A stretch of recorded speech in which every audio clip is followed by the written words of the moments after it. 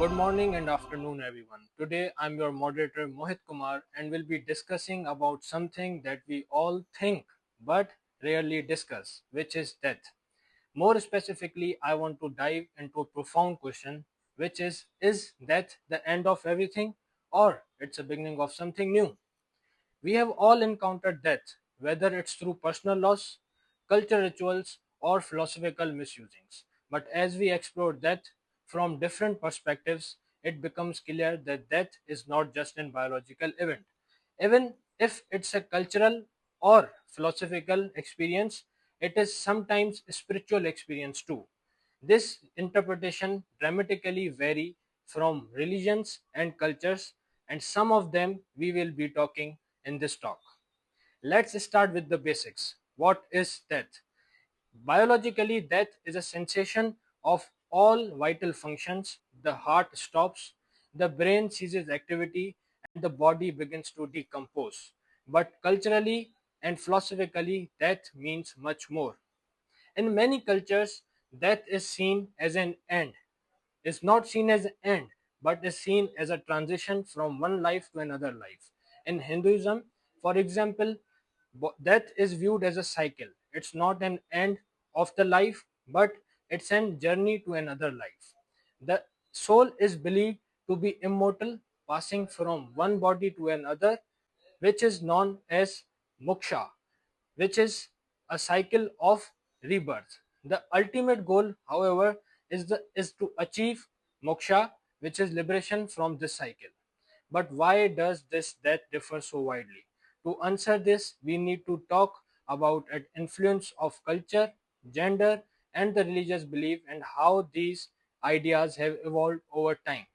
Now let's explore some key anthropological approaches that help us understand how different cultures interpret death. These approaches will give us a framework for analyzing death rituals and beliefs across cultures. Firstly, we will talk about unilineal evolution. This approach suggests that all societies evolve in a linear progression, from simpler to more complex. In the context of death, this theory would imply that early societies had simpler rituals which evolved over time into more complex ones. For example, in a simpler culture, death might have been viewed as a quick transition, whereas in more advanced societies, death rituals may evolve elaborate religious or spiritual processes reflecting a deeper philosophical understanding of afterlife. Secondly, we will talk about universal evolution. This approach posits that all societies pass through similar stage of development, but the specifics differ. In terms of death, it can be argued that every culture has some form of ritual for acknowledging the transition from life to death. While the specific rituals differ, such as burial, cremation, and exposure to vultures, the fundamental structure of marking death as a transaction is universal, showing a shared human need to process the end of life and ensure that the deceased safe passage. Thirdly, we will talk about multilineal evolution. This approach suggests the societies evolve along different paths based on their unique environments and histories. In terms of death rituals, it suggests that while all cultures have a ritual surrounding death, the form of meaning of these rituals are shaped by unique factors such as geography, religion, and cultural history. For instance, the practice of mummification in ancient Egypt evolved in response to environmental conditions and religious belief, while in Parsi culture, the exposing of body to vulture developed as a way to prevent pollution of earth, water, and fire. Now let's look at some anthropological theories that can deepen our understanding of death. Firstly, we will talk about cultural evolution, which is similar to unilinear evolution, which was proposed by Edward B. Taylor. That suggests that cultures evolve in a similar way, moving from simpler to complex stages. For example, early death rituals may have focused more on community burial, while modern societies may have elaborative rituals. Secondly, we will talk about cultural materialism, which was proposed by Marvin Harris. This theory focuses on material conditions like the environment and economy that shape cultural practices. In terms of death, cultural materialism helps explain why certain practices like cremation or burial arise in different societies. For example, in Hinduism, cremation is preferred method due to limited land space, while in many Western cultures, burial is a tradition. Harris theories emphasize how the environment and resources available influence these decisions. Now let's talk about the connection of gender with death. What about gender? How do girls and boys perceive death? In many societies, death rituals and mourning practices are divided along the gender lines. For instance, in many parts of world, women are expected to express deep emotion and publicly mourn, while men are often encouraged to maintain solipsism. This might be because traditionally men have been seen as protectors and providers, while women are expected to keep their emotions in check.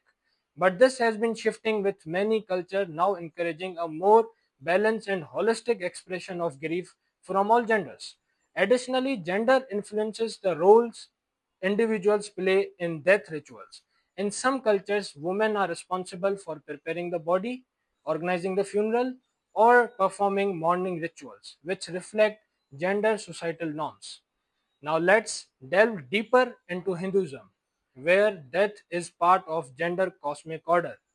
The god of death in Hinduism, which is known as Yama, plays a significant role in the life of transition between life and death. Yama is a symbol of death, but also of moral law, ensuring that every soul is judged fairly based on their action in life. In Hinduism, death isn't just an inevitable event. It's a process that ties into broader cycle of life, death, and rebirth. Rituals like Shraddha and intensity ensure that soul is honored and prepared for its next journey. Now let's look at various religions and cultures conceptualize death and what rituals are performed. Firstly, we will talk about the most renowned religion, which is Christianity. Christianity views death as the final passage before eternal judgment, depending on one's faith and deeds. Individuals are either rewarded with heaven or hell. The rituals around death, such as funeral and the last rites, are deeply tied to this belief in judgment and resurrection. Secondly, we will talk about Islam. In Islam, death is the end of life and on earth, but is the beginning of a new phase which is known as afterlife. The soul is judged based on one's actions and is either sent to Jannah, which is known as paradise, or Jahannam, which is known as hell. Islamic funeral practices emphasize a swift burial prayers to ensure that souls have a safe passage to the ultimate destination. Thirdly, we will talk about Buddhism. In Buddhism, death marks the end of one life and the beginning of another.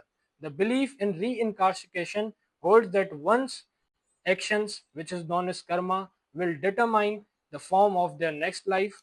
Buddhists perform death rituals that focus on helping the deceased achieve a peaceful passage and avoid rebirth in lower realm. Now we will see the most old religion, which is Parsi, which has teachings derived from Persian, where death is seen as a necessary step toward purification. Their unique death ritual involves placing the body in dakma or a tower of silence, where vultures consume the remains. This practice symbolizes the Parsis' belief in keeping the elements like earth, water, fire, air pure from the pollution of death. Lastly, we will see the ancient Egyptian. The Egyptian viewed death as a transition into afterlife, where the soul would journey through challenges and judged by Osiris, the god of underworld. Their elaborate burial rituals include the mummification process, were designed to preserve the body for the journey into eternity. So why does this matter today? What is the belief of today's societies? As societies modernize, traditional beliefs and death rituals face challenges. Globalization and secularism and scientific advancements have shifted how we view death. While some continue to hold on to religious beliefs, others are seeking non religious, more scientific explanation of life and death. The rise of existentialism and the questioning of afterlife reflects the shift. In contemporary societies, the way we handle grief, death, and mourning has evolved. With the advent of technology, many now participate in virtual mourning, holding online memorial services. At some time, some continue to uphold traditional practices in communities, proving that death is not a one size fits for all experience. In most Western cultures, death is seen as a final chapter in life. It's a concept deeply rooted in Christianity, which teaches that death is followed by judgment, leading either to eternal life or dimension. For many, death is accompanied by a sense of finality and an uncertain view of afterlife. However, many Eastern philosophies take a radical different approach. In Buddhism, for instance, the notion of afterlife is tied in the law of karma, where one's actions in life directly influence their future rebirth. Death is not final, it's another step in the ongoing cycle of existence. In both Hinduism and Buddhism, death is process of transition rather than an end.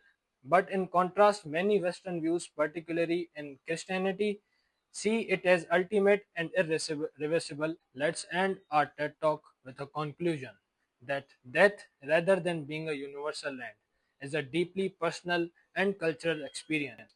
It is shaped by religion, tradition, and gender, offering varied perspectives on whether it's an end of everything or a beginning of something new. We have explored Hindu views of reincarnation, Islamic and Christian ideas of judgment and afterlife, and the unique rituals of Parsis. Also, we have seen elaborative practices of ancient Egyptians. We have also examined how gender plays a role in mourning practices and applied anthropological theories like cultural evolution, cultural materialism, and thirdly, historical materialism to explain how societies shape their views of death. As we reflect on these cultural perspectives, it becomes clear that death is not just an event, it's a belief, a ritual, and a symbol of transformation. And no matter what our belief system tell us, death serves as a reminder of the fragility and the beauty of life. Thank you.